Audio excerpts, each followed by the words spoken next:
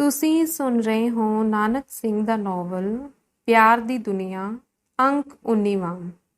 ਇੱਕ ਅਜਿਹੀ ਆਬਾਦੀ ਜਿਸ ਦੇ ਵਾਸੀਆਂ ਨੂੰ ਰੱਬ ਦੀ ਇਸ ਵਿਸ਼ਾਲ ਧਰਤੀ ਉੱਤੇ ਕਿਤੇ ਵੀ ਸਿਰ ਲੁਕਾਉਣ ਨੂੰ ਥਾਂ ਨਹੀਂ ਲੱਭਦਾ। ਲੋਕੀ ਠੀਕ ਕਹਿੰਦੇ ਹੋਣਗੇ ਕਿ ਅੰਗਰੇਜ਼ ਦੇ ਰਾਜ ਵਿੱਚ ਸੂਰਜ ਨਹੀਂ ਡੁੱਬਦਾ, ਪਰ ਇਸ ਭਾਗਸ਼ਾਲੀ ਰਾਜ ਦੀ ਰਿਆਇਆ ਵਿੱਚ ਐਸੇ ਲੋਕ ਵੀ ਤਾਂ ਮੌਜੂਦ ਨੇ ਜਿਨ੍ਹਾਂ ਦੇ ਭਾਣੇ ਕਦੇ ਸੂਰਜ ਚੜ੍ਹਿਆ ਹੀ ਨਹੀਂ। ਇਹ ਉਹਨਾਂ ਅਭਾਗਿਆਂ ਦੀ ਬਸਤੀ ਜਿਨ੍ਹਾਂ ਨੂੰ ਰੱਬ ਦੀਆਂ ਦਾਤਾਂ ਪ੍ਰਾਪਤ ਕਰਨ ਦਾ ਜਾਂ ਉੱਕਾ ਅਧਿਕਾਰ ਨਹੀਂ, ਜਿਨ੍ਹਾਂ ਉੱਤੇ ਵਿਧਾਤਾ ਦੀ ਇੰਨੀ ਕਰੋਪੀ ਕਿ ਮੌਤ ਦਾ ਦੁੱਖ ਵੀ ਜਿਸ ਦੇ ਸਾਹਮਣੇ ਤੁਛ ਜਾਪੇ, ਜਿਨ੍ਹਾਂ ਦੀਆਂ ਕੋਠੜੀਆਂ ਵਿੱਚ ਹਵਾ ਵੜਨੋਂ ਸੰਗਦੀ ਹੈ, ਸੂਰਜ ਦੀਆਂ ਕਿਰਨਾਂ ਆਪਣੀਆਂ ਕੰਨੀਆਂ ਲਪੇਟ ਕੇ ਜਿਨ੍ਹਾਂ ਦੀ ਛੂਤ ਤੋਂ ਡਰਦੀਆਂ ਪਰੇਡਿਓਂ ਲੰਘ ਜਾਂਦੀਆਂ ਹਨ। ਦਿੱਲੀ ਸ਼ਹਿਰ ਜਿਸ ਨੂੰ ਭਾਰਤ ਦੀ ਰਾਜਧਾਨੀ ਕਹਿਲਾਉਣ ਦਾ ਮਾਣ ਪ੍ਰਾਪਤ ਹੈ, ਜਿਸ ਦਾ ਚੱਪਾ ਚੱਪਾ ਥਾਂ ਅਮੀਰਾਨਾ ਸ਼ਾਨ ਨਾਲ ਚਮਕਦਾ ਹੈ ਤੇ ਜਿਸ ਦੀ ਹਵਾ ਵਿੱਚ ਐਸ਼ ਤੇ ਅਮੀਰੀ ਦੇ ਪਰਮਾਣੂ ਰਲੇ ਹੋਏ ਹਨ।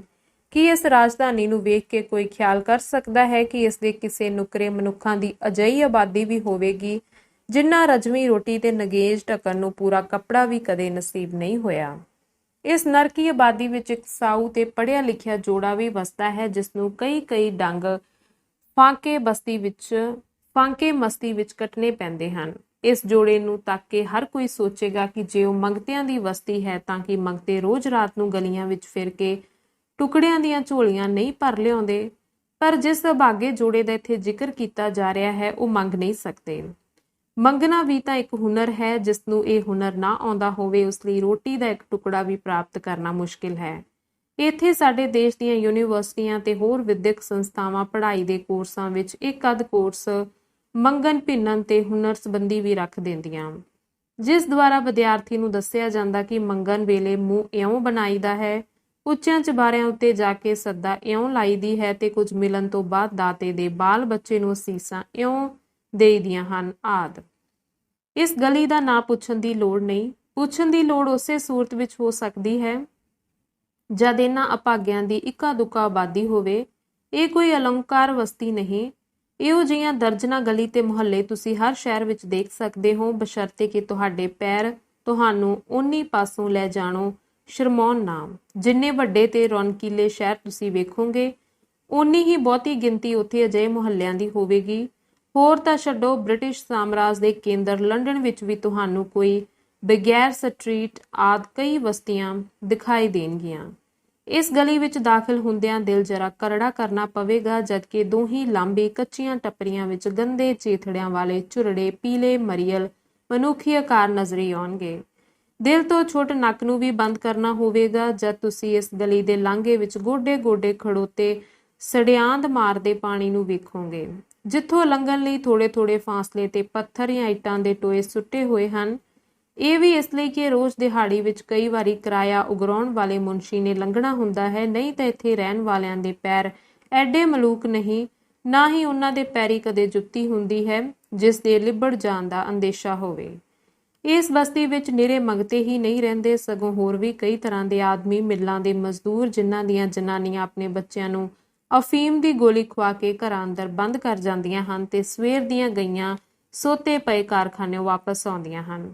ਇਸ ਤੋਂ ਛੁੱਟ ਸੜਕਾਂ ਮੁਰੰਮਤ ਕਰਨ ਵਾਲੇ ਕਸਿਆਰੇ, ਜੁੱਤੀਆਂ ਗੰਢਣ ਵਾਲੇ, ਫਿਰਤੂ ਮੋਚੀ ਤੇ ਹੋਰ ਕਈ ਇਹੋ ਜਿਹੇ ਲੋਕੀ ਵਸਦੇ ਹਨ। ਇਹਨਾਂ ਸਭਨਾਂ ਦੇ ਬੂਹਿਆਂ ਅੱਗੋਂ ਲੰਘਦੇ ਹੋਏ ਤੇ ਵਾਰੋ ਵਾਰੀ ਨੰਗੇ ਲਿਬੜੇ ਹੋਏ ਤੇ ਗੰਦੇ ਨਿਆਣਿਆਂ ਨੂੰ ਘ੍ਰਿਣਾ ਨਾਲ ਵੇਖਦੇ ਹੋਏ ਅਸੀਂ ਉਸ ਜੋੜੀ ਦੇ ਬੂਹੇ ਅੱਗੇ ਜਾ ਕੇ ਰੁਕ ਜਾਂਦੇ ਹਾਂ।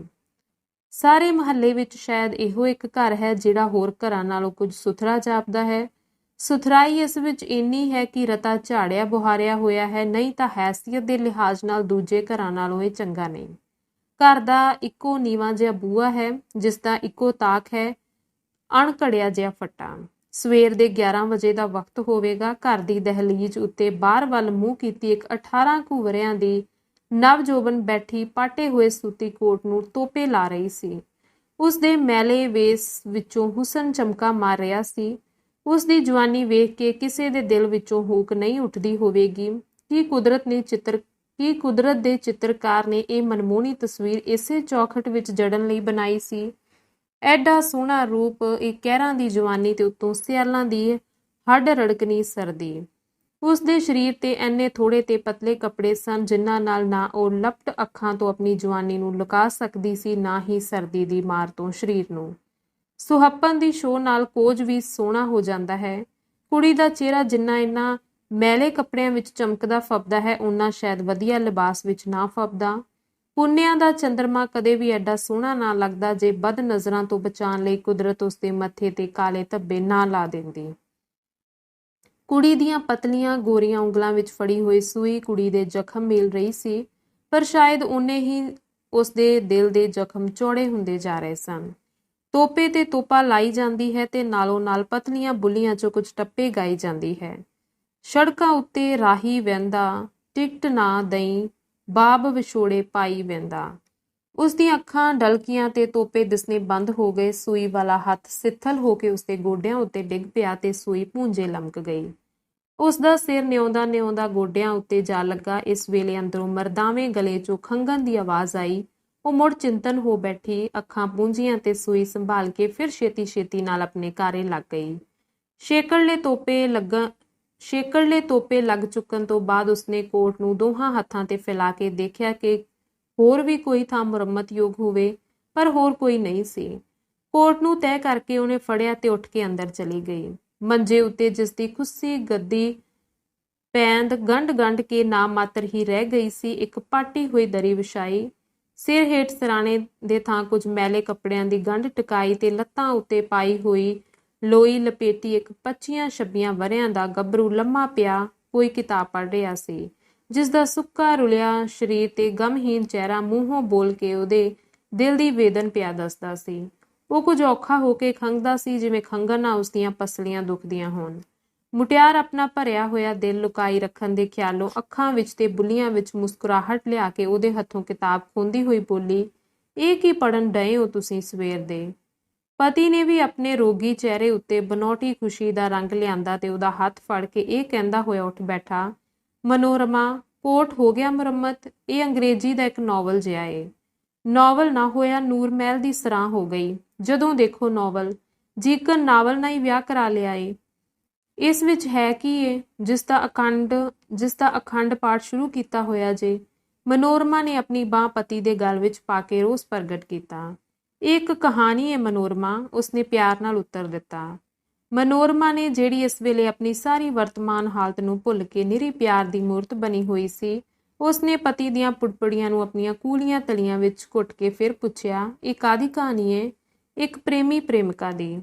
ਰੂਪ ਲਾਲ ਨੇ ਮਨੋਰਮਾ ਦੀਆਂ ਅੱਖਾਂ ਵਿੱਚ ਪਿਆਰ ਉਲੱਦਦਿਆਂ ਉੱਤਰ ਦਿੱਤਾ, ਛੱਡੋ ਪਰੇ। ਮਨੋਰਮਾ ਨੇ ਬਨੌਟੀ ਕਰੋਧ ਦਰਸਾਉਂਦਿਆਂ ਕਿਹਾ, ਉਹ ਪ੍ਰੇਮਿਕਾ ਹੋਵੇਗੀ ਕੋਈ ਮੋਮੋ ਠੱਗਣੀ ਜਈ, ਤੇ ਨਾਲੇ ਉਸਦਾ ਪ੍ਰੇਮੀ ਕੋਈ ਤੁਹਾਡੇ ਵਰਗਾ ਮਸਤਾਨਾ ਹੋਵੇਗਾ ਜਿਹੜਾ। ਉਸਦੇ ਹੋਰ ਕੁਝ ਕਹਿਣ ਤੋਂ ਪਹਿਲਾਂ ਹੀ ਰੂਪ ਲਾਲ ਨੇ ਉਸਦੀ ਗੱਲ ਟੋਕ ਦਿੱਤੀ। ਹੱਸਦਾ ਹੱਸਦਾ ਬੋਲਿਆ, ਝੱਲੀ ਨਾ ਹੋਵੇ ਤੇ। ਪ੍ਰੇਮੀ ਮੇਰੇ ਵਰਗਾ ਦੀਵਾਨਾ ਤੇ ਪ੍ਰੇਮਿਕਾ ਤੇਰੇ ਵਰਗੀ ਜੋਬਨਮਤੀ। ਪ੍ਰੇਮੀ ਜਨਾਨਾ ਨਹੀਂ ਮਰਦ ਸੀ ਤੇ ਪ੍ਰੇਮਿਕਾ ਜਨਾਨੀ ਸੀ। ਪਹਿਲਾਂ ਮੇਰੀ ਇੱਕ ਗੱਲ ਸੁਣੋ, ਮਨੋਰਮਾ ਨੇ ਹੋਰ ਤਾਲ ਛੇੜੀ। ਮੈਂ ਤੁਹਾਨੂੰ ਨਹੀਂ ਜੇ ਜਾਣ ਦੇਣਾ ਇਸ ਬਿਮਾਰੀ ਦੀ ਹਾਲਤ ਵਿੱਚ। ਮੈਂ ਇਕੱਲੀ ਕੀ ਕਰਾਂਗੀ? ਕਹਿੰਦਿਆਂ ਮਨੋਰਮਾ ਦਾ ਪਤੀ ਪ੍ਰੇਮ ਮਾਨੋ ਗਰਮ ਪਾਣੀ ਦੇ ਤੁਮਕੇ ਬਣ ਕੇ ਉਸਦੀਆਂ ਅੱਖਾਂ ਥਾਣੀ ਰੂਪ ਲਾਲ ਉੱਤੇ ਤੁਪਕ ਪਿਆ। ਪਰ ਮਨੋਰਮਾ, ਤੂੰ ਰਾਤੀ ਆਪੇ ਮੈਨੂੰ ਜਾਣ ਦੀ ਮਨਜ਼ੂਰੀ ਦਿੱਤੀ ਸੀ, ਉਸਨੇ ਮਨੋਰਮਾ ਦਾ ਮੋਢਾ ਪਲੂਸਦਿਆਂ ਕਿਹਾ। ਦਿੱਤੀ ਸੀ, ਪਰ ਦਿਲ ਨਹੀਂ ਮੰਨਦਾ। ਮੈਂ ਕੀ ਕਰਾਂ? ਮੈਨੂੰ ਨਾਲ ਲੈ ਚੱਲੋ ਜਾਂ ਗਲਾ ਘੁੱਟ ਜਾਓ ਮੇਰਾ। ਮੈਥੋਂ ਨਹੀਂ ਜੀਵਿਆ ਜਾਣਾ। ਜਾ ਕੇ ਜੋ ਮੇਰੇ ਮਰਨ ਦੀ ਖਬਰ ਸੁਣੋਗੇ, ਹੱਥੀਂ ਕਿਉਂ ਨਹੀਂ? ਬਸ ਮਨੋਰਮਾ, ਉਸਨੂੰ ਰੋਕਦਾ ਹੋਇਆ ਰੂਪ ਲਾਲ ਕਹਿਣ ਲੱਗਾ, ਸੀਨੇ ਵਿੱਚ ਬਰਸ਼ੀਆਂ ਨਾ ਖਬੋ। ਕਿਉਂ ਮੇਰੇ ਵਰਗੇ ਬਦਨਸੀਬ ਨਾਲ ਤੇਰੇ ਲਗਨ ਸੁਧਾਰੇ ਗਏ? ਮੈਂ ਤੈਨੂੰ ਸੁੱਖ ਦਿੱਤਾ। ਨਹੀਂ ਮਨੋਰਮਾ, ਹੁਣ ਸਲਾਹ ਪੱਕੀ ਹੋ ਚੁੱਕੀ ਹੈ, ਰੋਕ ਨਾ। ਮੈਨੂੰ ਬੰਬਈ ਜਾ ਕੇ ਇੱਕ ਵਾਰੀ ਹੋਰ ਕਿਸਮਤ ਅਜ਼ਮਾਈ ਕਰ ਲੈਣ ਦੇ, ਖਬਰੇ ਮੇਰਾ ਕੋਈ ਚਾਰਾ ਕਾਰਗਰ ਹੋ ਜਾਵੇ। ਇੱਕ ਵਾਰੀ ਮੈਂ ਪੈਰ ਜੰਮਣ ਦੀ ਦੇਰ ਹੈ ਕਿ ਫੌਰਨ ਤੈਨੂੰ ਲੈ ਜਾਵਾਂਗਾ। ਫਿਲਮ ਕੰਪਨੀ ਦੀ ਚਿੱਠੀ ਤੋਂ ਕਾਫੀ ਤਸੱਲੀ ਮਿਲਦੀ ਹੈ। ਡਾਇਰੈਕਟਰ ਨੇ ਲਿਖਿਆ ਜੋ ਕਿ ਨਵੇਂ ਸ਼ੂਟਿੰਗ ਵਿੱਚ ਤੈਨੂੰ ਮੌਕਾ ਦਿੱਤਾ ਜਾਵੇਗਾ। ਜੇ ਮੈਂ ਥੋੜਾ ਜਿੰਨਾ ਵੀ ਕਾਮਯਾਬ ਹੋ ਗਿਆ ਤਾਂ 100-150 ਤਨਖਾਹ ਕੋਈ ਵੱਡੀ ਗੱਲ ਨਹੀਂ।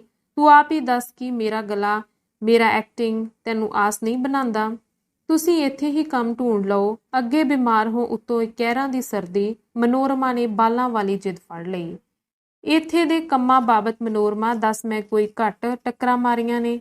ਅਖੀਰ ਜੇ ਲੱਭੀ ਵੀ ਤਾਂ 20 ਰੁਪਈਆਂ ਦੀ ਚੌਂਕੀਦਾਰੀ। ਤੂੰ ਹੀ ਸੋਚ, ਪੜ੍ਹਾਈਆਂ ਵਿੱਚ ਅੱਧੀ ਉਮਰ ਗਾਲ ਕੇ ਛੇਕੜ ਚੌਂਕੀਦਾਰੀ ਨੌਕਰੀ, ਕਿਹੜੀ ਹਾਸੋਹੀਣੀ ਗੱਲ।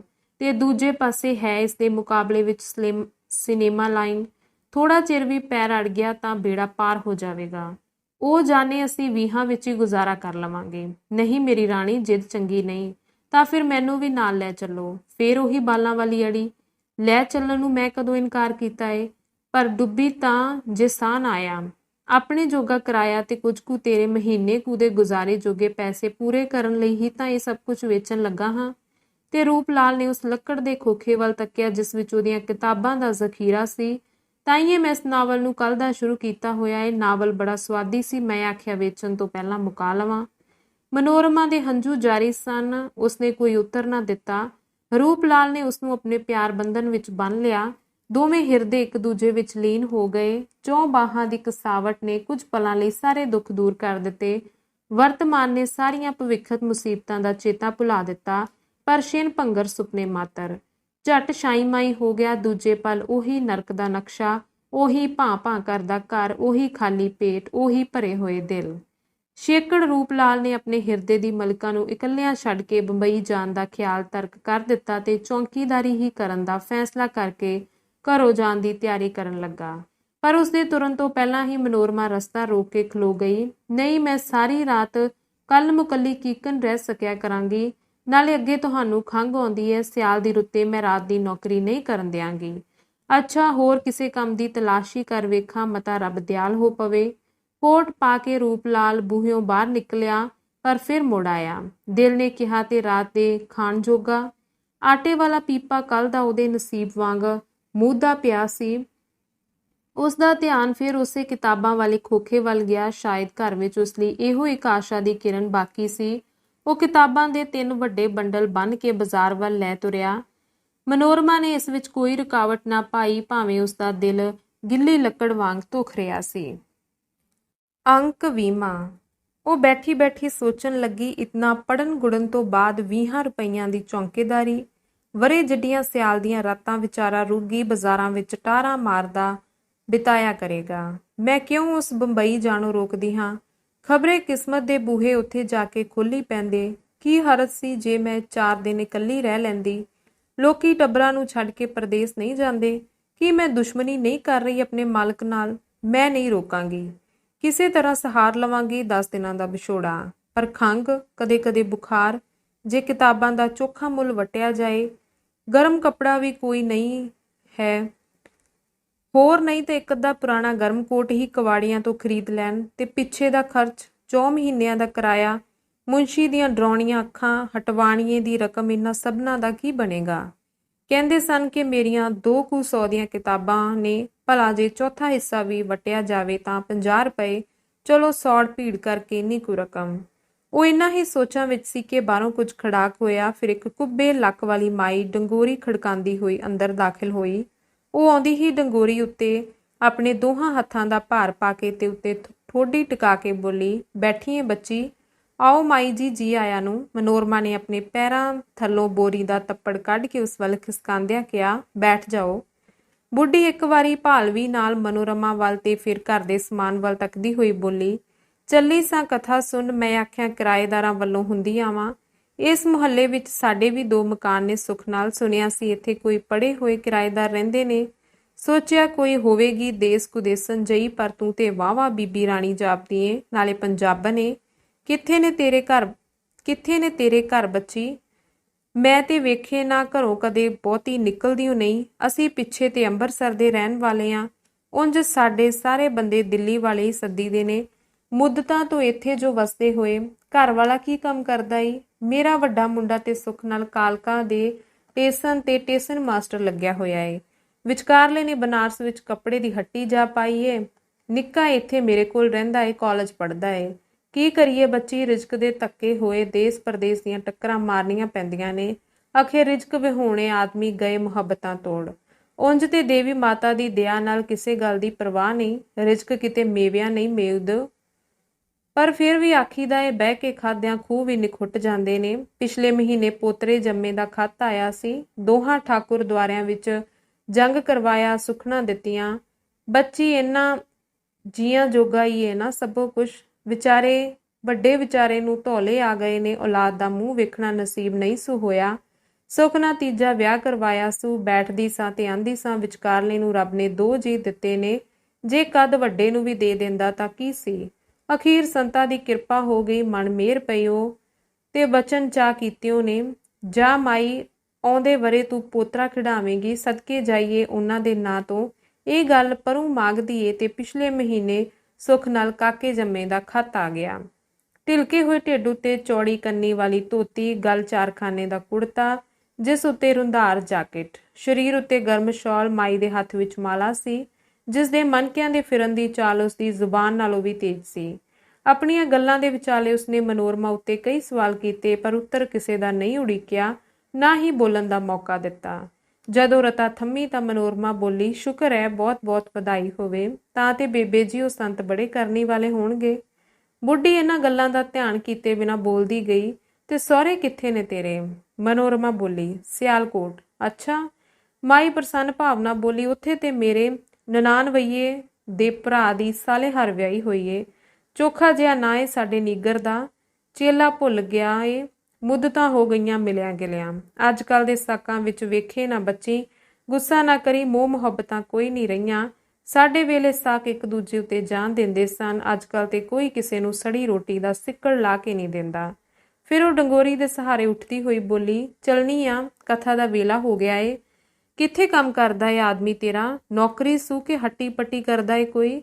ਨੌਕਰੀਆਂ ਔਂਤਰੀਆਂ ਦਾ ਵੀ ਤਾਂ ਬੁਰਾ ਹਾਲ ਏ ਅੱਜ ਕੱਲ। ਮੇਰੀ ਦੋਤਰੀ ਦਾ ਦਿਓਰ ਨੌਕਰ ਸੀ, ਉਹ ਜਿਹੜਾ ਵੱਡਾ ਅਫਸਰ ਏ ਨਾ ਗੌਰਮੈਂਟ, ਉਹਦੇ ਕੋਲ। ਐਵੇਂ ਇੱਕ ਦਿਨ ਉੱਚਾ ਨੀਵਾਂ ਹੋ ਪਿਆ ਉਹਦੇ ਨਾਲ। ਗੌਰਮੈਂਟ ਉਂਝ ਤੇ ਮਾੜਾ ਨਹੀਂ ਸੀ, ਵੱਡਾ ਚੰਗਾ ਸਾਹਿਬ ਸੀ, ਪਰ ਦਿਨਾਂ ਦੀ ਗੱਲ ਹੈ, ਨੌਕਰੀਓਂ ਹਟਾ ਦਿੱਤਾ ਵਿਚਾਰੇ ਨੂੰ। ਬੀਬੀ ਕੋਈ ਜ਼ੋਰ ਹੈ ਅਫਸਰਾਂ ਨਾਲ, ਛੇਕੜ ਸੰਤਾਂ ਦੀ ਮਿਹਰ ਹੋਈ ਤਾਂ ਕਿਤੇ ਜਾ ਕੇ ਵਿਚਾਰੇ ਦੀ ਨੌਕਰੀ ਲੱਗੀ। ਮਨੋਰਮਾ ਬੋਲੀ, ਬੇਬੇ ਜੀ ਮੁੱਦਤਾਂ ਹੋਈਆਂ ਨੇ ਸਾਨੂੰ ਵੀ ਵਿਹਲਿਆਂ ਬੈਠਿਆਂ, ਕੰਮ ਕਿਤੇ ਲੱਗਦਾ ਨਹੀਂ, ਪੈਸੇ ਪੈਸੇ ਖੁਣੋ ਤੰਗ ਆ। ਅੱਗੇ ਦੇਖੋ ਜੇ ਰੱਬ ਕਿਤੇ ਲਾ ਦੇਵੇ, ਅੱਜ ਵੀ ਗਏ ਹੋਏ ਨੇ ਕਿਤੇ ਕੰਮ ਦੀ ਭਾਲ ਵਿੱਚ। ਉੱਠਦੀ ਉੱਠਦੀ ਬੁੱਢੀ ਫਿਰ ਬੈਠ ਗਈ ਤੇ ਬੋਲੀ, ਕੰਮ ਨਿਖਸਮਿਆਂ ਦਾ ਜਿੱਧਰ ਵੇਖੋ ਇਹੀ ਹਾਲ ਹੈ। ਤੇ ਬੱਚੀ ਕਿੱਡੀ ਲੱਸੀ ਹੋਈ ਹੋਈ ਏ ਤੂੰ, ਕੁਝ ਬਿਮਾਰ ਰਹਿਨੀ ਏ? ਹਾਂ ਬੇਬੇ ਜੀ, ਕਦੀ ਕਦੀ ਬੁਖਾਰ ਹੋ ਜਾਂਦਾ ਏ। ਬੁਖਾਰ ਦੇ ਅੱਜ ਕੱਲ ਦਿਨ ਜੋ ਹੋਏ, ਤੇ ਮਾਂ ਵਾਰੀ ਜੇ ਕਦੇ ਤੂੰ ਕਿਸੇ ਦਿਨ ਚਲੀ ਚੱਲੇ ਸੰਤਾਂ ਕੋਲ, ਬੁਖਾਰ ਤੇਰਾ ਘੜੀਓਂ ਚੌਥੇ ਭਾ ਲੱਥ ਜਾਵੇ।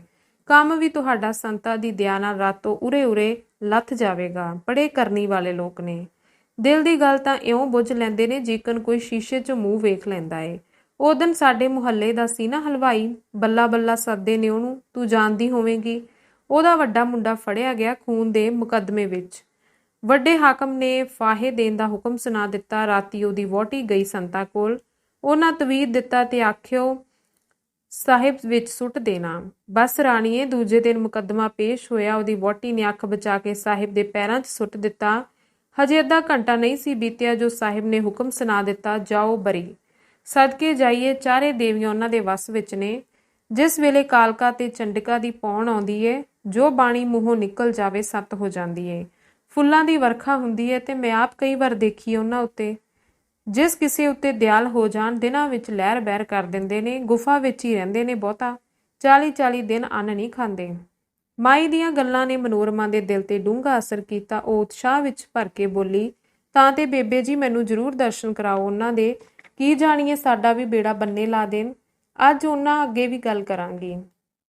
ਮਾਲਾ ਨੂੰ ਇੱਕ ਹੱਥ ਤੋਂ ਦੂਜੇ ਹੱਥ ਵਿੱਚ ਫੜਦੀ ਹੋਈ ਮਾਈ ਬੋਲੀ, ਬੱਚੀ ਦੂਜੇ ਕੰਨੀ ਗੱਲ ਪੈ ਜਾਏ ਤਾਂ ਰੱਖ ਤਵੀਤ ਦਾ ਅਸਰ ਨਹੀਂ ਹੁੰਦਾ। ਚੰਗਾ ਉਹਨਾਂ ਨੂੰ ਨਹੀਂ ਦੱਸਦੀ, ਕੱਲ ਮੈਨੂੰ ਜ਼ਰੂਰ ਲੈ ਚੱਲਣਾ। ਅੱਛਾ ਕਹਿ ਕੇ ਟੁਰਦੀ ਹੋਈ ਮਾਈ ਬੋਲੀ, ਬੱਚੀ ਜੇ ਕਿਸੇ ਚੀਜ਼ ਦੀ ਲੋੜ ਹੋਵੇ ਤਾਂ ਬੇਸ਼ੱਕ ਲੈ ਵਰਤ ਲਿਆ ਕਰ। ਉਹ ਸੱਜੇ ਹੱਥ ਦਾ ਮੋੜ ਮੋੜ ਕੇ ਨਾਲ ਦੇ ਮੁਹੱਲੇ ਵਿੱਚ ਮੇਰਾ ਘਰ ਈ, ਮਾਈ ਚੰਦੋ ਮੇਰਾ ਨਾਂ ਏ, ਆ ਜਾਇਆ ਕਰ 2 ਘੜੀਆਂ ਕਿਸੇ ਵੇਲੇ। ਅੱਜ ਕੱਲ ਘਰ ਵਿੱਚ ਮੈਂ ਇਕੱਲੀ ਹੁੰਨੀ ਆ। ਛੋਟਾ ਮੁੰਡਾ ਤੇ ਬੋਰਡਿੰਗ ਵਿੱਚ ਰਹਿੰਦਾ ਏ, ਕਦੇ ਕਦਾਈ ਛੁੱਟੀ ਨੂੰ ਆ ਕੇ ਮਿਲ ਜਾਂਦਾ ਏ। ਕਿੰਨਾ ਕੁ ਚਿਰ ਹੋਇਆ ਈ ਵਿਆਹ ਨੂੰ?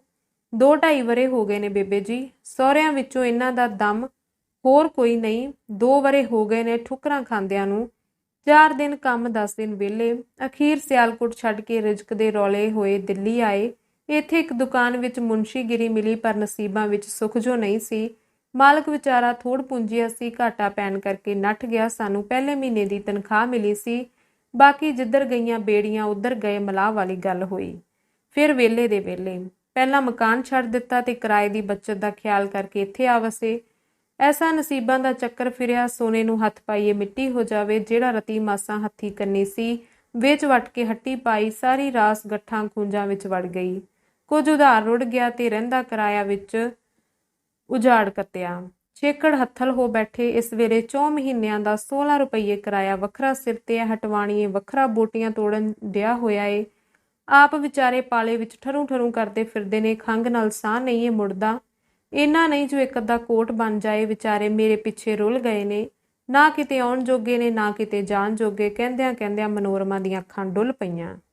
ਆਪਣੀ ਧੋਤੀ ਦੀ ਕੰਨੀ ਨਾਲ ਅੱਖਾਂ ਰਗੜਦੀ ਹੋਈ ਮਨੋਰਮਾ ਦੇ ਸਿਰ ਨੂੰ ਬਾਂਹ ਵਿੱਚ ਲੈ ਕੇ ਮਾਈ ਬੋਲੀ, ਹਾਏ ਬੱਚੀ, ਮੈਨੂੰ ਕੀ ਪਤਾ ਤੇਰਾ ਇਹ ਹਾਲ ਹੈ। ਤੂੰ ਮਾਸਾ ਚਿੰਤਾ ਨਾ ਕਰ। ਨਿਸ਼ਚੈ ਧਾਰ ਕੇ ਸੰਤਾਂ ਦੇ ਚਰਨੀ ਪਾਓ। ਵੇਖੀ 9 ਨਿੱਤਾਂ ਤੇ 18 ਸਿੱਧਾਂ ਹੁੰਦੀਆਂ ਨੇ। ਹਮਦਰਦੀ ਦੀ ਰੌਸ਼ਨੀ ਵਿੱਚ ਗਲੇਫੇ ਹੋਏ ਇਹਨਾਂ ਵਾਕਾਂ ਨੇ ਮਨੋਰਮਾ ਦਾ ਚਿਰ ਭਰਿਆ ਦਿਲ ਮੂਧਾ ਕਰ ਦਿੱਤਾ। ਬੁੱਢੀ ਨੇ ਉਹਦੇ ਸਿਰ ਤੇ ਹੱਥ ਫੇਰਦਿਆਂ ਫਿਰ ਕਹਿਣਾ ਸ਼ੁਰੂ ਕੀਤਾ, ਤੂੰ ਕਾ ਫਿਕਰ ਨਾ ਕਰ ਮਾਂ ਸਦਕੇ। ਜਿਹੀ ਸ਼ਾਮ ਕੁਆਰੀ ਧੀ ਤੇਹੀ ਤੂੰ। ਮੈਂ ਤੈਨੂੰ ਔਖੀ ਨਹੀਂ ਹੋਣ ਦਿਆਂਗੀ। ਕਹਿੰਦਿਆਂ ਕਹਿੰਦਿਆਂ ਬੁੱਢੀ ਨੇ ਖੀਸੇ ਚੋਂ ਲੀਰਾਂ ਦਾ ਬਟੂਆ ਕੱਢਿਆ। ਉਸ ਵਿੱਚੋਂ 5 ਰੁਪਈਆਂ ਦਾ ਇੱਕ ਨੋਟ ਕੱਢ ਕੇ ਮਨੋਰਮਾ ਨੂੰ ਫੜਾਂਦੀ ਹੋਈ ਬੋਲੀ, ਲੈ ਹਾਲੇ ਘਰ ਦਾ ਵਰਤਨ ਵਲੇਵਾਂ ਕਰ। ਦੇਵੀ ਮਾਤਾ ਦਾ ਧਿਆਨ ਕਰਿਆ ਕਰ। ਸਾਰੇ ਕਸ਼ਟ ਕੱਟੇ ਜਾਣਗੇ। ਕੱਲ ਤੈਨੂੰ ਲੈ ਚੱਲਾਂਗੀ ਸੰਤਾਂ ਕੋਲ। ਮਨੋਰਮਾ ਨੂੰ ਇਹ ਦਿਆਲੂ ਮਾਈ ਰੱਬ ਦਾ ਰੂਪ ਜਾਪੀ। ਸ਼ੁਕਰਗੁਜ਼ਾਰੀ ਨੇ ਉਸਦੇ ਮੂੰਹੋਂ ਧੰਨਵਾਦ ਦੇ ਸ਼ਬਦ ਵੀ ਨਾ ਨਿਕਲਣ ਦਿੱਤੇ। ਕੇਵਲ ਅਥਰੂਆਂ ਨਾਲ ਹੀ ਉਸਨੇ ਮਾਈ ਦਾ ਧੰਨਵਾਦ ਕੀਤਾ। ਹਰੇ ਰਾਮ ਕਹਿੰਦਿਆਂ ਕੰਧ ਨਾਲੋਂ ਡੰਗੋਰੀ ਫੜੀ। ਇੱਕ ਹੱਥ ਦਾ ਭਾਰ ਡੰਗੋਰੀ ਤੇ ਦੂਜੇ ਦਾ ਭਾਰ ਗੋਡੇ ਉੱਤੇ ਪਾ ਕੇ ਪਸਲੀਆਂ ਨੂੰ ਦਬਦੀ ਹੋਈ ਬੋਲੀ, ਅੱਛਾ ਬੱਚੀ, ਹੁਣ ਚੱਲਣੀ ਆ। ਅੱਜ ਕਥਾ ਨੂੰ ਵੀ ਚਿਰ ਹੋ ਗਿਆ ਏ। ਬੇਬੇ ਜੀ ਜ਼ਰੂਰ ਦਰਸ਼ਨ ਦਿਆ ਕਰੋ। ਕੱਲ ਮੈਂ ਚੱਲਾਂਗੀ ਤੁਹਾਡੇ ਨਾਲ। ਕਹਿੰਦਿਆਂ ਮਨੋਰਮਾ ਨੇ ਆਦਰ ਨਾਲ ਮਾਈ ਨੂੰ ਵਿਦਿਆ ਕੀਤਾ। ਅੰਕ 21ਵਾਂ।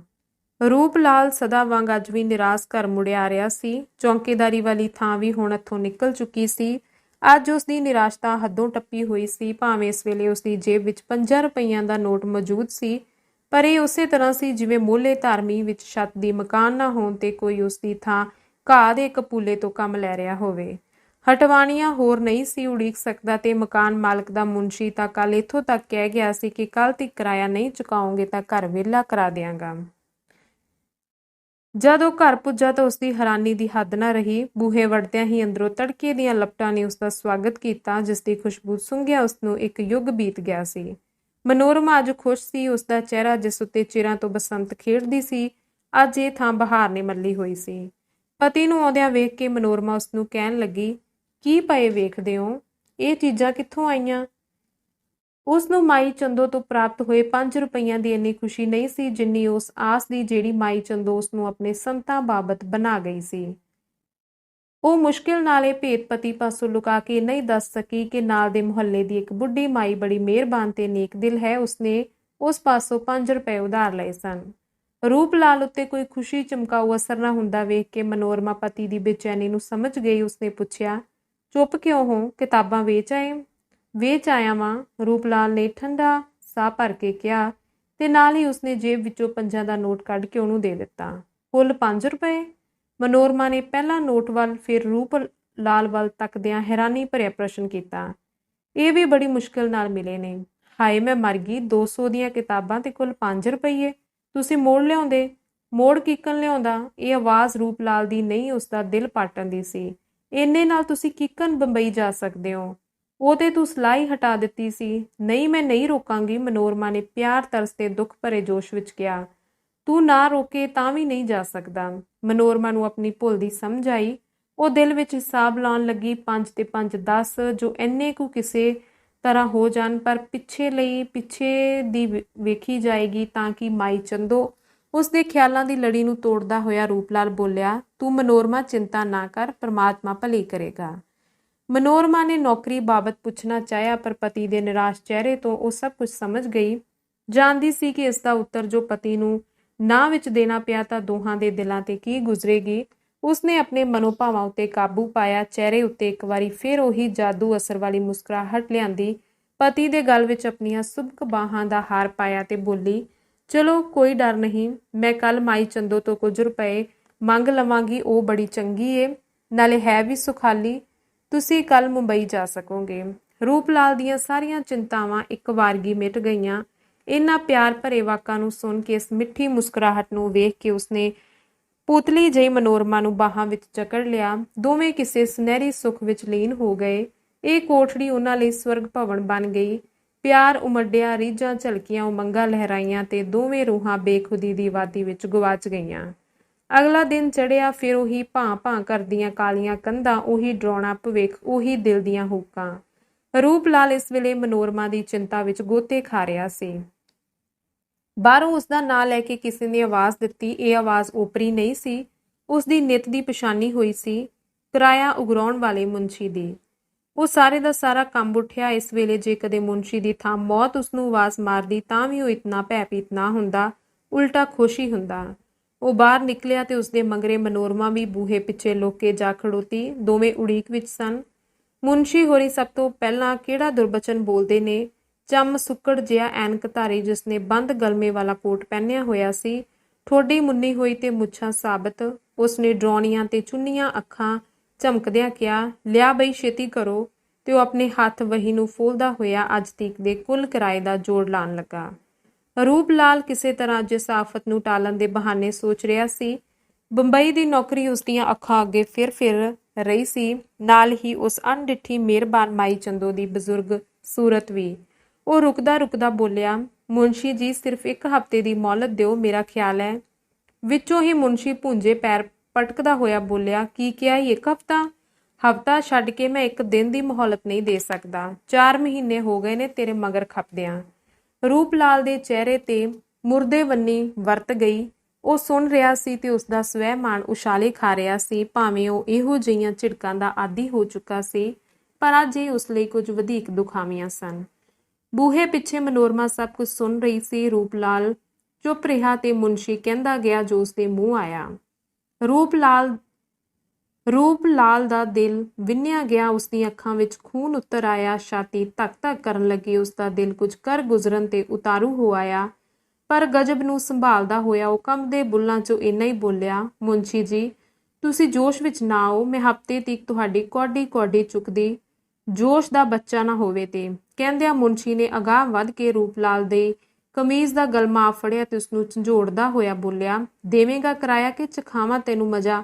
ਅਹਿਮਕ ਬਦਤਮੀਜ਼, ਕਮੀਜ਼ ਛੱਡ ਦਿਓ ਮੁੰਸ਼ੀ ਜੀ। ਵਾਕ ਅਜੇ ਰੂਪ ਲਾਲ ਦੇ ਮੂੰਹ ਵਿੱਚ ਸੀ ਕਿ ਮੁੰਸ਼ੀ ਨੇ ਇੱਕ ਚਪੇੜ ਉਸਦੀ ਗਲ ਤੇ ਜੜ ਦਿੱਤੀ। ਇਸ ਤੋਂ ਪਹਿਲਾਂ ਕਿ ਰੂਪ ਲਾਲ ਵੱਲੋਂ ਇਸ ਦਾ ਉੱਤਰ ਦਿੱਤਾ ਜਾਂਦਾ, ਮੁੰਸ਼ੀ ਦੇ ਬੁੱਲਾਂ ਉੱਤੇ ਕਾੜ ਕਰਤਾ ਕੁਝ ਆ ਵੱਜਾ। ਨਾਲ ਹੀ 5 ਰੁਪਈਆਂ ਦਾ ਇੱਕ ਨੋਟ ਤੇ ਉਸ ਵਿੱਚ ਪੁੜੀ ਵਾਂਗ ਬੰਨੇ ਹੋਏ 4 ਰੁਪਈਏ ਖੁੱਲ ਕੇ ਮੁੰਸ਼ੀ ਦੇ ਪੈਰਾਂ ਵਿੱਚ ਆ ਡਿੱਗੇ। ਸ਼ੇਰਨੀ ਵਾਂਗ ਚਿਹਰੇ ਨੂੰ ਖੰਖਾਰ ਬਣਾਈ ਮਨੋਰਮਾ ਉਸਦੇ ਸਾਹਮਣੇ ਆ ਗਰਜੀ, ਫੜ ਕਰਾਇਆ, ਛੱਡ ਦੇ ਗਲਮਾ ਨਹੀਂ। ਤੇ ਉਸਨੇ ਦੋਹਾਂ ਹੱਥਾਂ ਦੀ ਕੰਘੀ ਪਾ ਕੇ ਮੁੰਸ਼ੀ ਦੀ ਵੀਣੀ ਨੂੰ ਠਾ ਖਿੱਚ ਲਿਆ। ਮੁੰਸ਼ੀ ਸਹਿਮ ਗਿਆ, ਰੂਪ ਲਾਲ ਕੰਬ ਗਿਆ, ਮਨੋਰਮਾ ਹੱਫ ਰਹੀ ਸੀ। ਮੁੰਸ਼ੀ ਦਾ ਸਾਰਾ ਜੋਸ਼ ਕਾਫੀ ਠੰਡਾ ਹੋ ਗਿਆ। ਠੋਡੀ ਤੋਂ ਸਿਮ ਰਹੇ ਲਹੂ ਨੂੰ ਉਸਨੇ ਹੱਥ ਨਾਲ ਪੂੰਝਿਆ ਤੇ ਫਿਰ ਉਸਨੇ ਹੱਥ ਵੱਲ ਦੇਖਿਆ। ਕੁਝ ਕਹਿ ਨਹੀਂ ਲੱਗਾ ਸੀ ਕਿ ਮਨੋਰਮਾ ਫਿਰ ਬਿਜਲੀ ਵਾਂਗ ਕੜਕੀ, ਖਬਰਦਾਰ ਜੇ ਮੂੰਹੋਂ ਇੱਕ ਵੀ ਗੱਲ ਕੱਢੀ, ਨਹੀਂ ਤਾਂ ਜਾਨ ਕੱਢ ਸੁੱਟਾਂਗੀ। ਕਹਿੰਦਿਆਂ ਮਨੋਰਮਾ ਨੇ ਲਾਗੇ ਚਿੱਕੜ ਵਿੱਚ ਅੱਧ ਦੱਬੀ ਇੱਕ ਇੱਟ ਨੂੰ ਦੋਹਾਂ ਹੱਥਾਂ ਨਾਲ ਪੁੱਟ ਲਿਆ। ਮੁੰਸ਼ੀ ਤੇ ਸਹਿਮ ਦਾ ਡਰ ਛਾ ਗਿਆ। ਉਸਨੇ ਖਿਸਕਣਾ ਹੀ ਮੁਨਾਸਿਬ ਸਮਝਿਆ। ਉਧਰ ਰੂਪ ਲਾਲ ਨੇ ਮਨੋਰਮਾ ਦੇ ਹੱਥੋਂ ਇੱਟ ਛੁਡਾ ਕੇ ਉਸਨੂੰ ਪਿਛਾਂਹ ਧੱਕਿਆ ਤੇ ਟੱਡੀਆਂ ਅੱਖਾਂ ਨਾਲ ਇਸ ਘਾਰੇ ਨੂੰ ਵੇਖਣ ਲੱਗਾ।